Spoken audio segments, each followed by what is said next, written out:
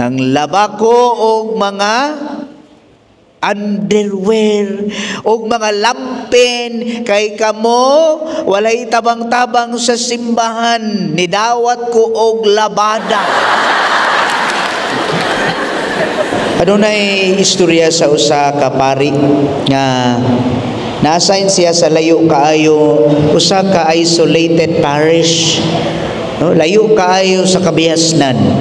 Tungod kay bako man siyang padrikura, batan-on nga pari. So, nag-adjust pa siya sa lugar, nag-adjust palibot, nag-adjust sa iyang pagkapadrikura, nag-adjust sa mga tao. Tuod, ang usa ka parokya, dili kaayo dako. Igo-igo na yun.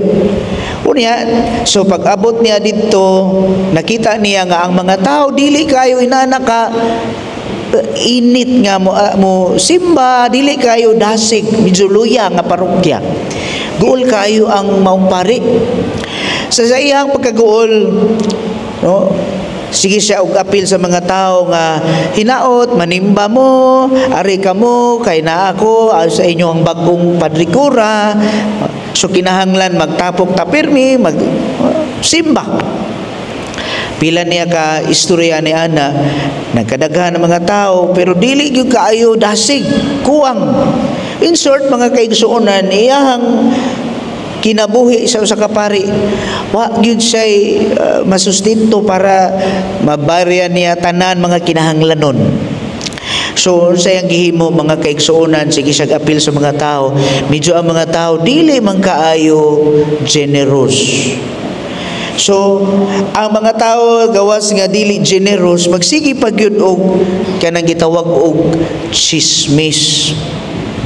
Mao man na kasagaran no sa simbahan, mga chismis. O gitawag og CCC, chika-chika sa church. Karon ang pari ilang gilibak, ingon sila, kanang bag-ong pari nato, murag gidungog yun nga naay babay, unya naa pa joy anak. Kadungog na mong ginana nga istorya, pari nga naay babay, naay anak niya. Tinuod ka, mao gyud na. Susumaw na, ampay na kayo istorya sa mga tao. Mao man na yung batayan no, mga pari no. Human, ingon sila, sa sige nilang istorya, hindi ko motuo, pero ang uban tinuod lagi. One day, nakita nila ang sa kapari, day off, pahuway sa, nakita nila sa luyo, sa rectory. No? Nakita nila daghan kaayong hinangir. Gihangir dito, tinuod, lampin sa bata, no, mga gamit sa bata nga gipanglabhan. Unya naa pagyoy underwear.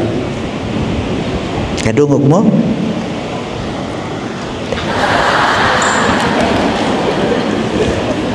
daghan.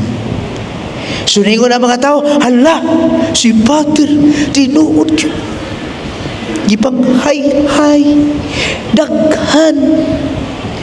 So dito ang mga tao na puno na chismis, ang atong pare naadyoy babay, naadyoy anak.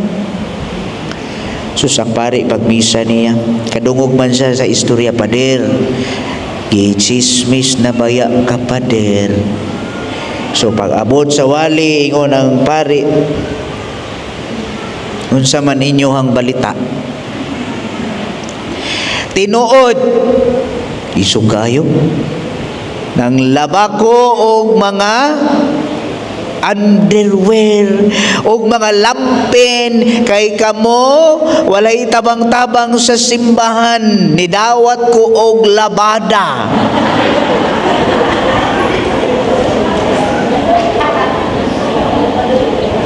Kay kamo mga gahi kaayo mukuot sa inyong mga bulsa. Niya karon himuon ko ninyo og dautan. Mas maayo na lang ning maningkamot ko sa akong kaugalingon, kay kamo wa gyud tabang-tabang sa atong simbahan. Mao na. Ayog paabutan nga manglaba pud mi. Mao na ang ato ang kolekta daghana ninyo. Klaro ana. Pantay bitaw niya. Ito mga igsoon, dili ni si chika-chika sa church. Istorya ni tungod kay ang mga tao sigig chismis, sigig bagulbol. Kadaghanan sa simbahan mao man na usa sa mga paboritong subject mag-chismis, magbalita, magmarites. Pero sa atong ebanghelyo mausad nagbagulbol sad ang mga tao. Di kita matuhana. Kinsa man na siya? Lingon man ang Ginoo, ako ang pan nga gikan sa langit mikanaog aron sa inyong kaluwasan. Aron ang inyong espiritu mabusog kay lisod kay sabto no. Yung sila time sa kinsa day na siya. I-chismis na ang Ginoo. Di ba katong anak man na siya sa panday, anak man na siya ni Jose ug ni Maria nga atong silingan. Gichismis na. Ug unsay ingon ni Kristo? Pagkalisod gayud patuohon ninyo. Ako ang pan nga may kanaog. Walay makaduol samahan kundi pinaagi kanako. Pero ang mga Hudiyo sigirag panglibak panaway lisod kaayo. Sama nato usahay sa atong kinaiya mamantay ta. Mamantay sa lihok sa pari. Mamantay sa lihok sa mga tanang silingan. Ang ato ikaduhang pagbasa niingon kanato nga dili unta kita kanunay magsigig bagulbol, kinahanglan tangtangon ang kayugot, kapungot, kasuko o pag-insultuhay, hikalimti ang bisan unsang kaligut-gut ta. Ang Ginoo may nag-ingon ana.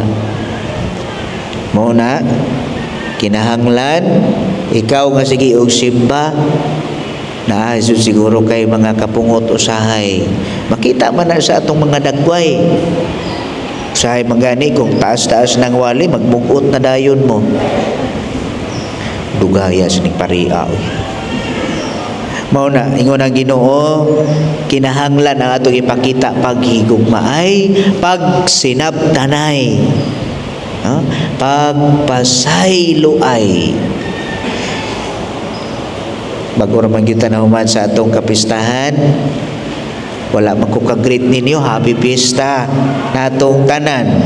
Salamat sa inyo pag-adto dito, pag pilgrims, sa tanang mga pilgrims nga gikan dinhi, salamat. Salamat sa inyong suporta, sa inyong kabuutan, sa inyong kamanggihatagon, sa inyong generosity.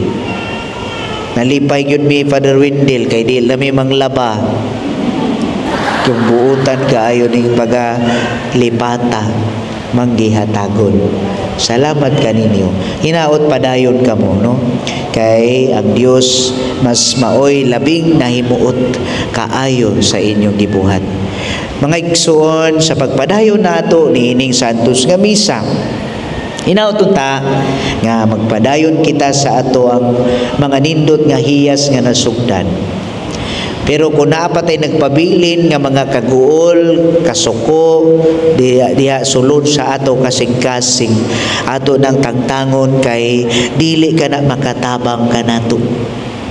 Instead, musaling kita sa Dios nga siya maoy maghatag ka nato sa mga gikinahanglan nato sa kinabuhi.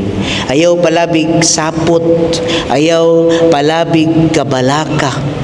Kay ang Dios anaa nagpadala sa iyahang pan.